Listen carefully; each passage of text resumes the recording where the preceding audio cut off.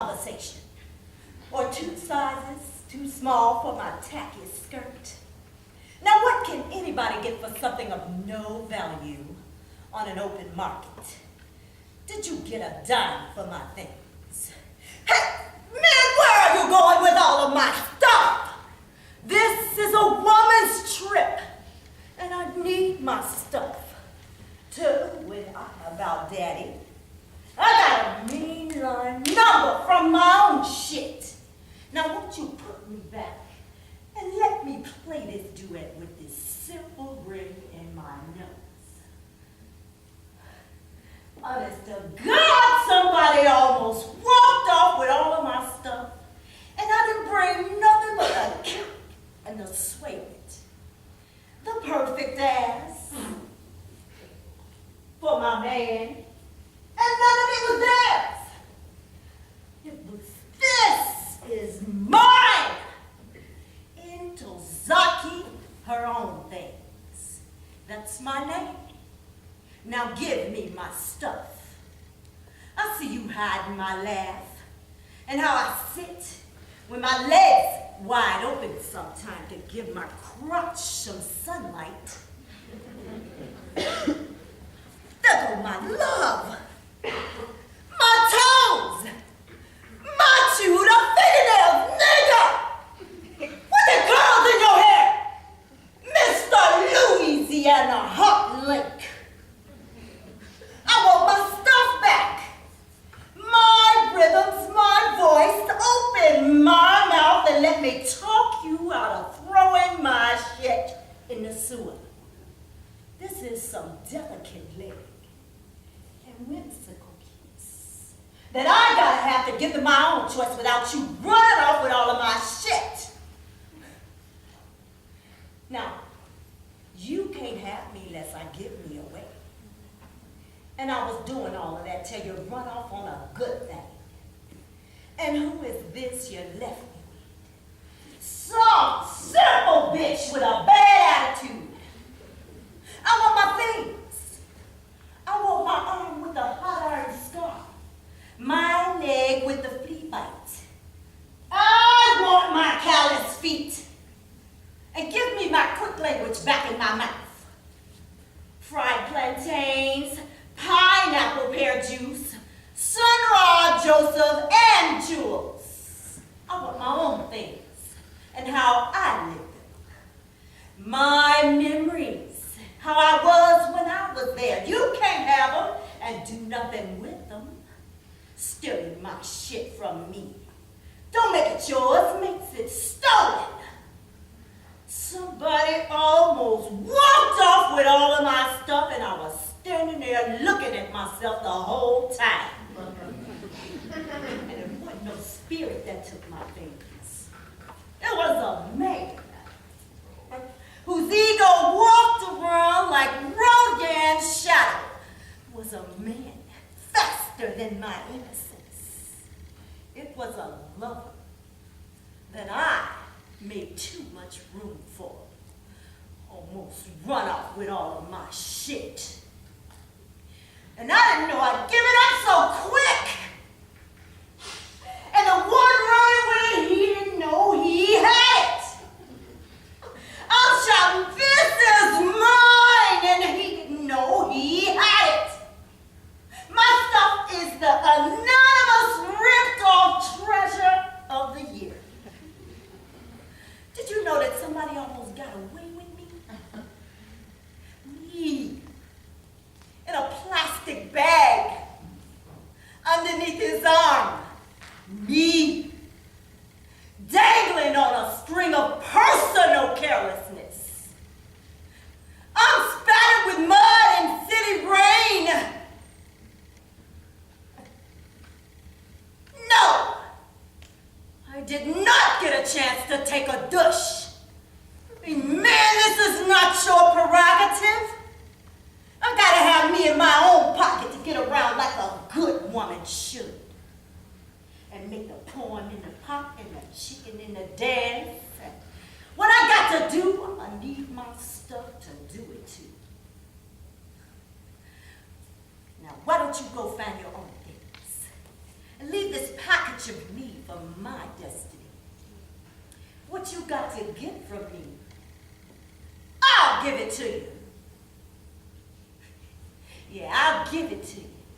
Around 5 o'clock in the winter. When the sky is blue-red. Oh, and Dew City is getting pressed. If it's really mine, you gotta give it to me. And if you really want it, I'm the only one can handle it. That nigga will be back tomorrow saying I'm sorry. Get this. Last week, my old man came in saying, "Oh, I don't know how she got your number, baby. I'm sorry." No, this one's it. Oh, you know, baby, I was high. I'm sorry. I'm only human. And inadequacies is what makes us human. If I was perfect, there would be nothing to strive for, so you might as well forgive me, pretty baby.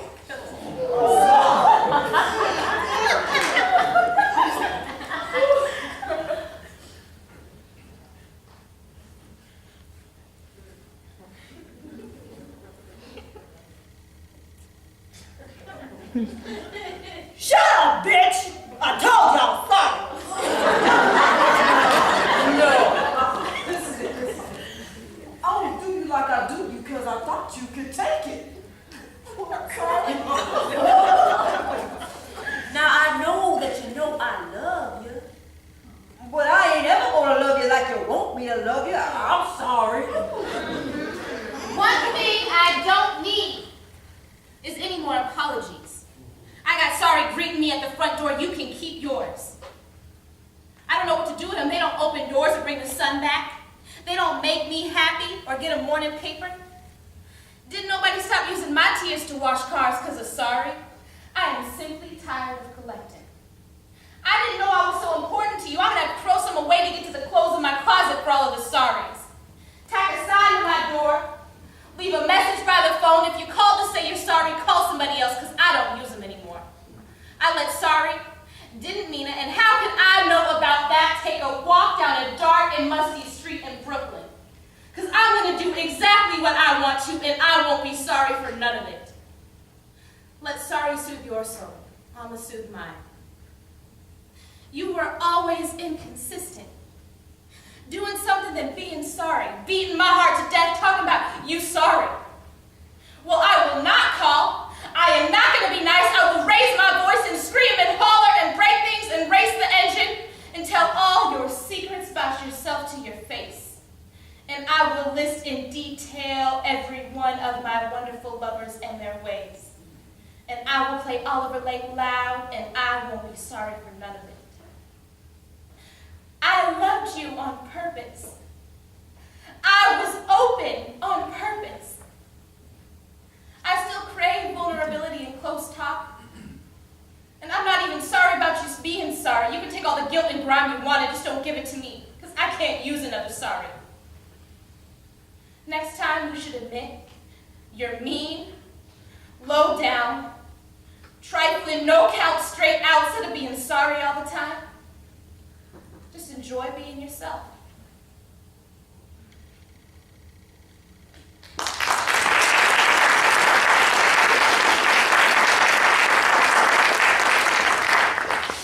There was no air. The sheets made ripples under his body like crumpled paper napkins in a summer park. And little specks of something from between his toes, the biscuits from the day before ran in the sweat that tucked the sheet into his limbs like he was an old frozen bundle of chicken. And he'd get up to make coffee, drink wine, drink water. He wished one of his friends who knew where he was would come by with some blow or some shit. Anything. There was no air. He'd see the spotlights in the alleyways downstairs moving in the air, cross his wall over his face and get under the covers and wait for an all clear. Or until he could hear traffic again. There wasn't nothing wrong with him. There wasn't nothing wrong with him. He kept telling Crystal, any nigga want to kill Vietnamese children or stay home and raise his own must be sicker than a rabid dog. And that's how that thing had been going since he got back. Crystal just got into saying what a fool nigga Bo was and always had been. Didn't he go all over uptown saying the child wasn't his?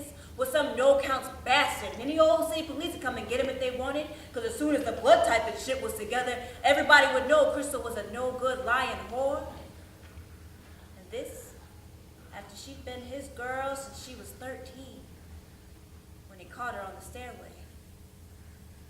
He came home crazy as hell. He tried to get veterans benefits to go to school, and they kept right on putting him in remedial classes. He couldn't read worth a damn, so Bo cussed the teachers are holding him back and got himself a gypsy cab to drive. But the cab kept breaking down, and the cops was always messing with him. Was not getting much bread. Crystal went and got pregnant again. Bo almost beat her to death when she told him. She still got a scar under her right tit from where he cut her up. Still, she went right on and had the baby. So now Bo Willie had 2 children. A little girl, Naomi Kenya, and a boy, Kwame Bo Willie Brown. There was no air. How in the hell did he get this mess anyway? Somebody went and told Crystal Bo was spending all his money on the bartending bitch on the merry-go-round cafe. He sat straight up in the bed, wrapped up in the sheets, looking like John the Baptist or a huge baby with shoveling nuts. Now he had to get all that shit out of Crystal's mind so she let him come home. Crystal got a court order saying Bo Willie Brown had no access to his children. If he showed his face, he was subject to arrest. She'd been in his ass to marry her since she was 14 years old. And here now, when she's 22, she want to throw him out because he say he'll marry her. She burst out laughing, hollering, "What you want to marry me for now? So I can support your ass? Or come sit with you when they lock you behind up? Because they gonna come for you. You goddamn lunatic, they gonna come. And I'm not gonna have a thing to do with it. Oh no, I wouldn't marry your pitiful black ass for nothing." And she went on to bed. The next day, Boley came in blasted, got to swinging chairs at Crystal, who couldn't figure out what the hell he was doing. So he got to shouting about how she's gonna marry him and get some more veterans benefits, and he can stop driving them crazy spics around and trying to kill him for $15. Bo was sweating terrible beating on Crystal, and he couldn't do no more table and chairs. So he went and got the high chair, and little Kwame was in it. And he was beating Crystal with the high chair and her son. And some notion got him to stop, and he run out. Crystal almost died. That's why the police wouldn't allow Bo near where she lived. She'd been telling the kids their daddy tried to kill her and Kwame. And he just wanted to marry her. That's why he just wanted to marry her and have a family. But the bitch was crazy.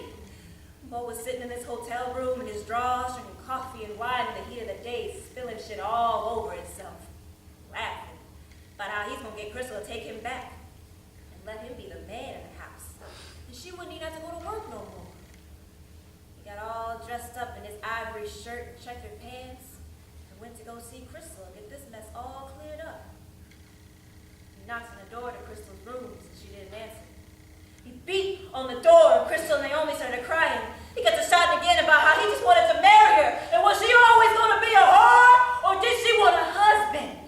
And Crystal just kept on screaming for him to leave us alone! Leave us alone! So Bo broke the door down. Crystal held the children in front of her. She picked Kwame off the floor in her arms and held Naomi by her shoulders and kept on saying, "Bo Willie Brown, get out of here! The police is going to come for you! Bo, get out of here! You want the children to see you have to fool again? You want Kwame to brain damage when you throwing him around? Nigga, get out of here! Get out! And don't show your ass again or I'll kill you! I swear I'll kill you!" Bo reached for Naomi. Crystal grabbed the little girl and stared at him like he was a leper or something. "Don't you touch my children, motherfucker, or I'll kill you!" He jumped back all humble and apologetic. "Well, I'm sorry. I don't want to hurt him. I just want to hold him and be on my way. I don't want to cause you no more trouble. I wanted to marry him, give you things." "What you gonna give a broken jaw, nigga? Get out of here!" Bo ignored Crystal's outburst and sat down, motioning for Naomi to come to him. She smiled back at her daddy. Crystal felt her giving in and held her tighter.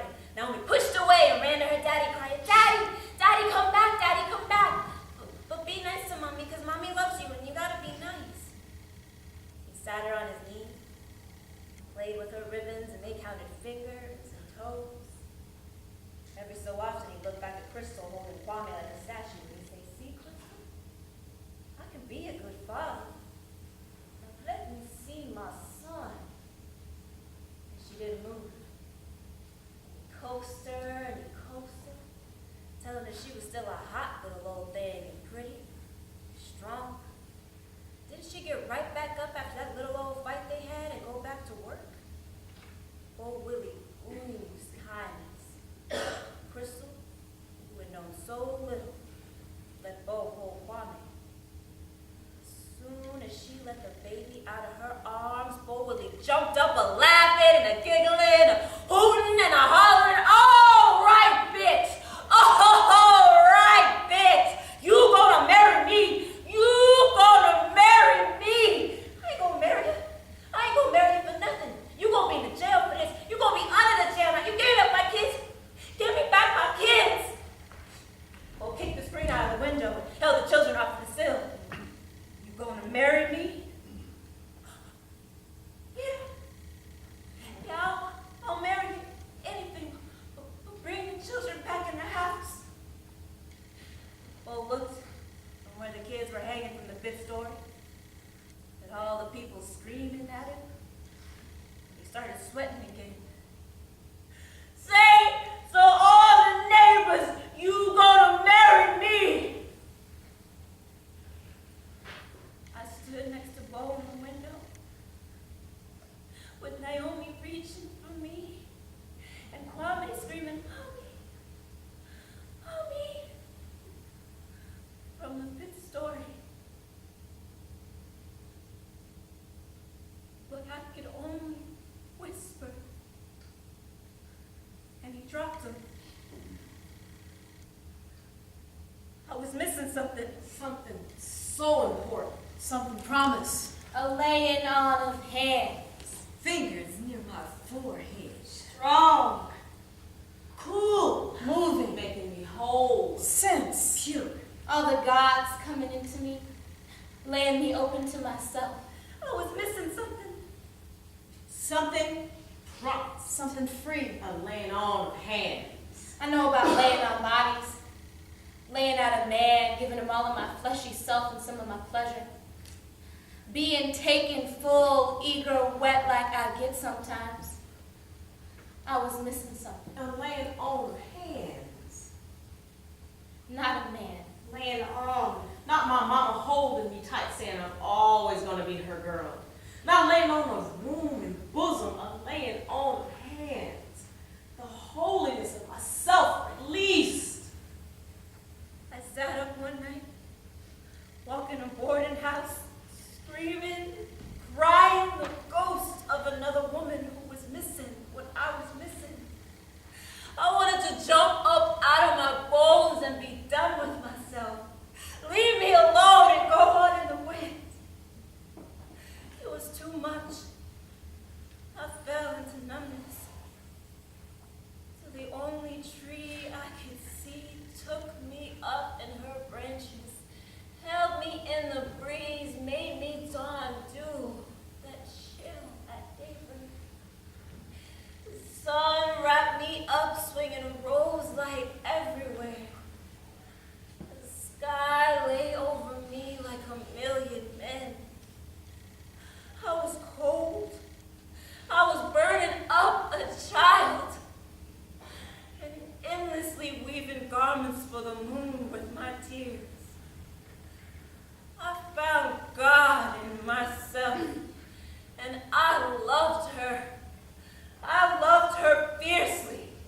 I found God in myself.